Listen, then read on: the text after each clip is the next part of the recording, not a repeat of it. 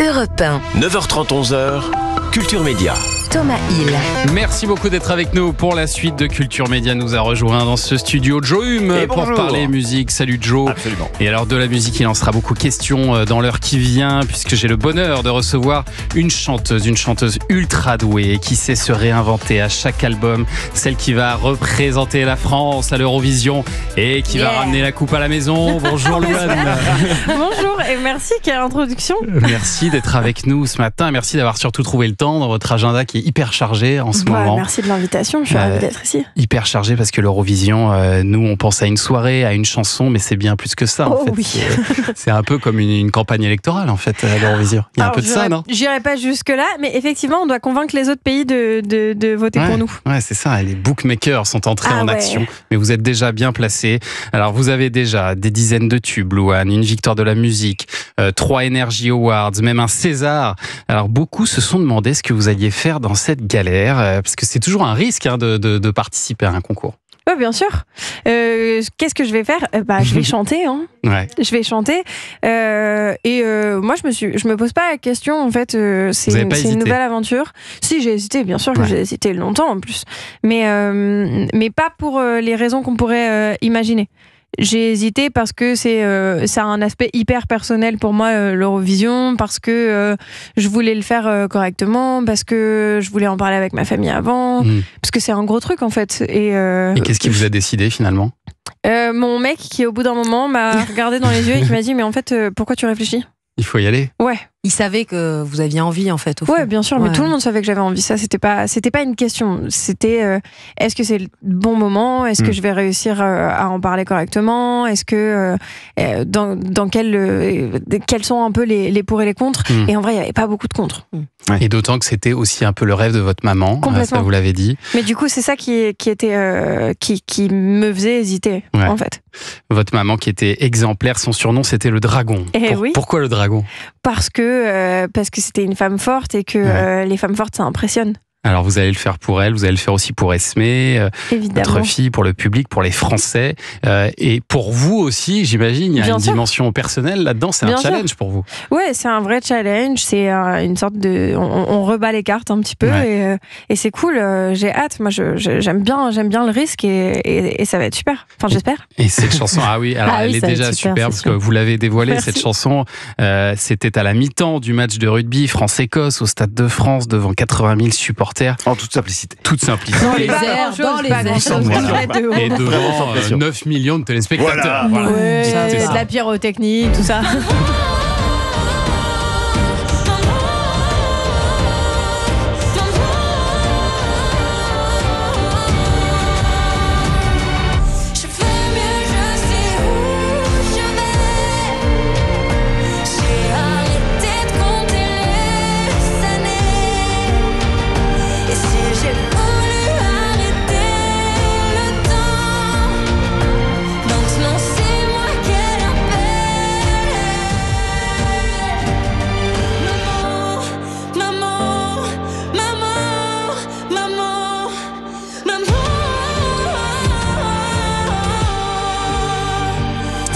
Très réussie cette chanson, Louane, vraiment. Merci bravo. Beaucoup. Elle est spectaculaire cette chanson, on l'imagine à la fois en acoustique et on imagine aussi avec des milliers de pyrotechnie. Et alors justement, c'est ce que vous avez fait là. C'est ce que vous avez fait. Vous étiez suspendu dans le vide histoire d'augmenter un petit peu la pression.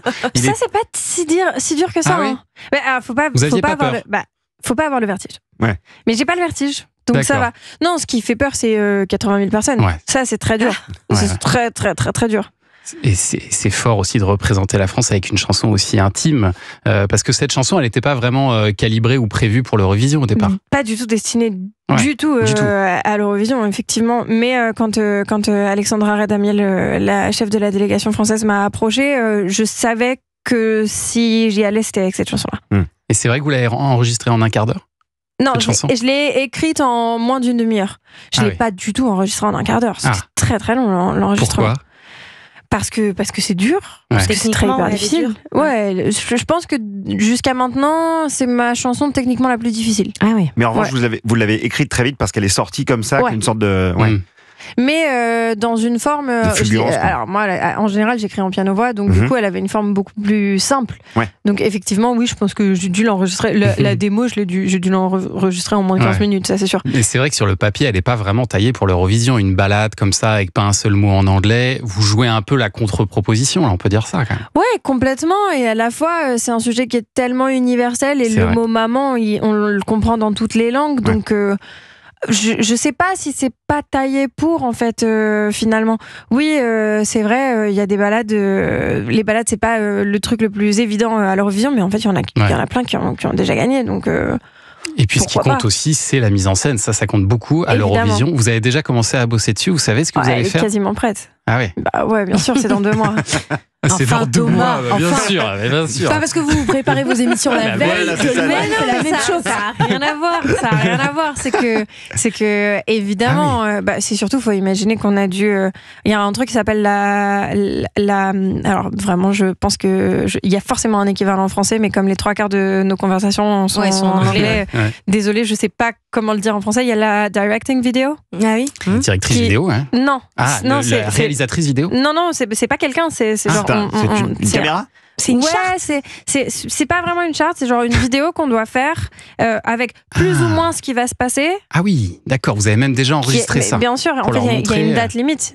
D'ailleurs, c'était avant qu'on sorte la chanson, la date limite pour envoyer l'entièreté des choses, il me semble que c'était le 11. Et c'est comme une maquette, mais en vidéo. Oui, ils peuvent nous dire non. Okay. Ils peuvent vous dire ça, techniquement, on peut pas le faire. Oui, bien sûr, évidemment. Oui, par exemple, si j'avais voulu voler à Bâle, c'est pas possible. On peut pas voler. Ouais. Vous serez pas dans les airs. Non, je serai pas dans les airs. On sait que, voilà. Mais ça, c'est une règle depuis des années. On sait que personne vole à l'Eurovision. Personne vole à l'Eurovision. C'est interdit par la Fédé. Les tambours, on a le droit ou pas les tambours ? Alors c'est très restreint. Mais je peux pas répondre entièrement à cette question parce que ça donnerait une indication sur potentiellement ce que je peux faire. Ça, c'est votre direction artistique, les tambours, donc Thomas. C'était sa prestation. Mais faut partir du principe faire autre chose peut-être. Ça n'aura absolument rien à voir avec ce qui s'est passé au Stade de France. D'accord. Il n'y aura pas 80 000 personnes autour. Vous n'avez pas prévu. Effectivement. Et puis, on va partir. Pour le coup, on prend complètement le contre-pied. Effectivement, pour la révélation, on a voulu faire quelque chose d'hyper grandiose, de quelque chose de très spectaculaire. Là, on va partir dans un truc vachement plus poétique, dans quelque chose de beaucoup plus intimiste, dans quelque chose qui explique la chanson, parce que c'est aussi le grand challenge pour moi cette année, c'est de faire comprendre ma chanson à l'étranger, en fait. Donc la réponse, ce sera le 17 mai sur France 2 pour découvrir cette chanson en live. Alors, cette chanson, Louane a fait écho à une autre de vos chansons qui s'appelle Maman aussi, mais que vous avez complètement retiré des plateformes. C'était pour qu'il n'y ait pas de confusion entre les deux, c'est ça ? Non, pas du tout. Alors, bon, c'est sûr que ça aide, évidemment, mais la raison à la base, c'est que si j'ai écrit cette chanson, d'ailleurs... la genèse de l'histoire, c'est que la première chanson Maman, celle de 2015, c'est une chanson qui était hyper importante pour moi, évidemment, mais qui retraçait un côté très sombre de ma vie. Et la façon dont je m'adressais à ma mère dans cette chanson-là, elle était très, très difficile et assez douloureuse. Et très vite, en fait, j'ai décidé d'arrêter de la chanter. Ça fait déjà quelques années que je la chante plus parce que je trouve qu'elle correspondait plus à qui j'étais, et c'est pour ça que j'ai eu envie d'écrire la suite de cette chanson, parce que j'avais envie de laisser une trace, un message à ma mère qui était au contraire plutôt plein d'espoir et avec quelque chose de bon plutôt que de dur et de difficile. Et du coup, oui, effectivement, j'ai fait le choix de ne garder que celle-ci, qui est une chanson qui n'est pas triste du tout, en fait, et qui est pleine de lumière, justement. C'est ce que j'allais dire, qui est très lumineuse et qui est pleine d'amour. C'est vraiment plus une déclaration d'amour que de douleur, et qui dit finalement que enfin je vais bien. Ouais, elle est très réussie, cette nouvelle version de Maman, et on est très très fiers, Louane, que vous soyez notre représentante à l'Eurovision cette année. Vraiment, on croise les doigts pour vous. On va continuer à parler de l'Eurovision dans un instant avec notre expert musical, Joe Hume. Alors, on va en parler de la variété dans l'Eurovision, la diversité. Vous allez voir qu'on a eu des propositions assez intéressantes durant ces 70 dernières années quasiment. À tout de suite sur Europe. 9h30, 11h.